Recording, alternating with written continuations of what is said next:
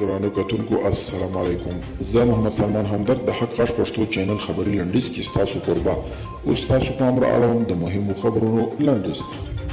پینټاګون ویلي چې ښایي امریکا افغانستان کې خپل پوځي حضور په موقت ډول زیات کړي. د امریکا د متحده ایالاتونو دفاع وزارت وایي ښایي متحده ایالاتونه خپل پوځي حضور په افغانستان کې د موقت وخت لپاره زیات کړي څو په ډاډ خپل پاتې ځواکونه د سپتمبر تر 11 له افغانستانه وباسي.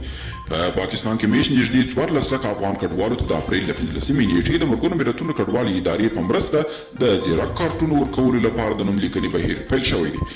جرمني وایي تر امریکایانو یوه میاشت مخکې افغانستان پرېږدو وروسته له هغه چې امریکا له افغانستان د خپل پوځیانو د وتلو اعلان وکړ او ویل چې د سپتمبر تر 11 به خپل ټول عسکر له افغانستانه وباسي. جرمني د امریکا د ټاکلي تاریخ یوه میاشت مخکې د خپل پوځیانو د ایستلو اعلان وکړ. او ګلبدین حکمتیار وایي ملي اردو او امنیتي ځواکونه باید خپل حال پاتې شي او د ډاکټر نجیب الله د وخت رخت تجربه یو ځل بیا تکرار نشي.